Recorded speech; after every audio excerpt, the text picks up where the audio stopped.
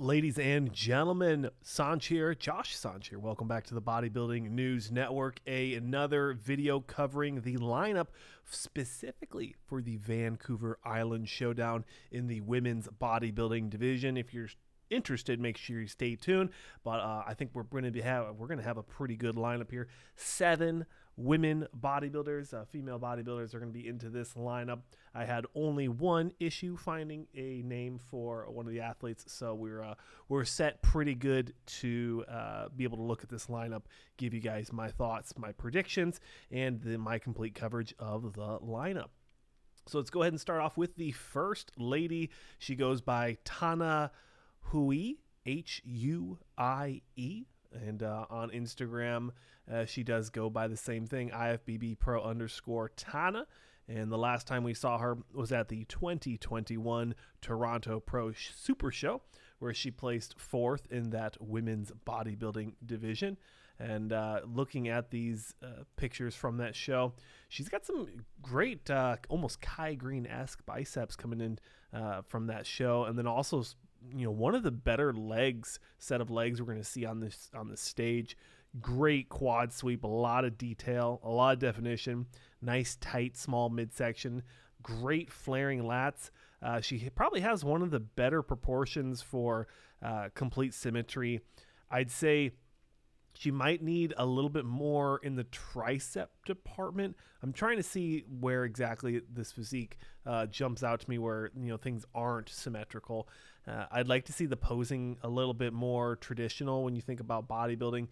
She's hitting this modified front double with the foot spiked. But to be fair, most of the ladies we're going to look at in this lineup are doing a variation of a foot spiked. That seems to be something that they do often in the women's bodybuilding division. From the back, equally as dense, equally as competitive and complete.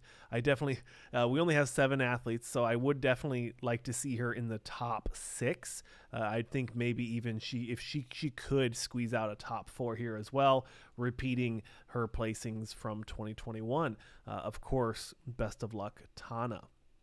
Next up, we have a lady. She goes by the name Shea, Shea Menchaca, Menchaca.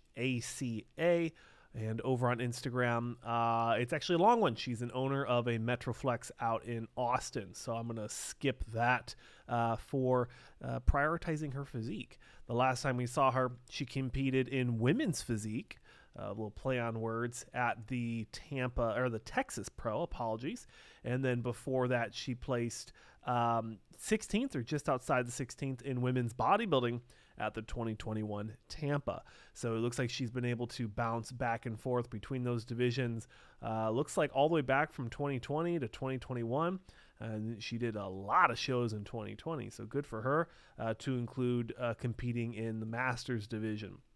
Now, I'd say she's still going to need a little bit of size, especially from the back. I'd say the hamstrings need to be just a little bit thicker. And then also I'd like to see a little bit more conditioning in the glutes. When you look at, I know these are physique photos, but especially women's bodybuilding, the trajectory, the momentum, the direction that women's bodybuilding is going in is a lot of conditioning, especially when you look at the back. You think about the top 3 at last year's Olympia in the women's bodybuilding division. They had a lot of conditioning, deep separations, good striations and conditioning. So I think that's something that ladies like Shea here, or Shea, probably it's just Shea. Someone like Shea should probably focus on coming into this show, trying to maintain as much size as possible, but then also playing the conditioning game. And that's something I think a lot of competitors balance between having the size and then also bringing the crispiest crispness of conditioning coming into the show. So, of course, best of luck to Shea coming into the Vancouver Island Showdown. Next up, we have Keisha Oliver. Seems like an easy name. The last time we saw her was 4th place at last year's New York Pro in women's bodybuilding. So I'm excited to see her get back on stage here. She has an amazing physique. She's got a lot of thickness, very complete, a beautiful flow from the front and from the back.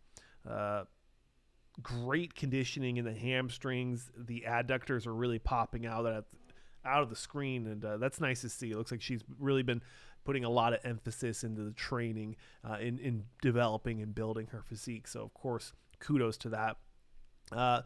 Midsection, a little washed out. I'd like to see a little bit more harder defined abs. So it may be if she can try to hit a variation of the abs crunch, but then also a Jay Cutler-esque vacuum as she's doing here, kind of like letting the midsection not focusing on the abs as much, but more about having width in the pose. So I think she's doing a great job with that. The lats flow perfectly into the arms, the delts and the chest, very well defined, great conditioning. Really can't pick this physique apart too much. I think she's definitely going to be a first call-out competitor. Being only 7 is not fair, so I would say I think she's going to be in the conversation for top 3, maybe even top 2. I think she has a very complete and streamlined physique. Next up, we have, I do believe we are missing someone, so I do want to give a shout-out to Marcella Venegas Morales. I was not able to find her, but on the scorecard, she is right before Miss Oliver. So I did want to give her that respect that I did not find her. So if you do find her, please tag me in the comment sections below. Next up, we have Melina Perron. It looks like she's competed overseas, the 2020 Europa Pro. She placed 10th in. Those are the photos I did use of her, but I am seeing that she did do the 2021 Chicago Pro. Definitely, I probably should have used those photos. Great physique here. A lot of conditioning, a lot of really diced quads from the front. There's this lat spread in her NBC News Online profile. You guys have to check out. Really nice physique. Placing 14th at last year's Chicago Pro. So that must have been a really thick lineup for her to place outside the top 10 with this physique. I would say she's leg dominant. I think her legs are really nice. And then the midsection is still quite tight. And then she could use a little bit more size in the arms. It looks like the triceps don't match the biceps as much. So I would like to see that improve. It looks like she hasn't competed last year, so hopefully she had almost a solid 2 years since July of 2021. Hopefully close to 2 years of an off season to really put in the improvements needed to place better, if not win, a women's pro show, as there's only going to be 7 or 8 this year, as we just lost the Puerto Rico Pro. The whole show seemed to have canceled. Next up, we have Sherry Priami, who was on the podcast. We were able to have a long format conversation with her, with our host Danielle Willis, IFBB Pro Olympian in the women's bodybuilding division, on the Women's Physique Report. So definitely check out that long format show.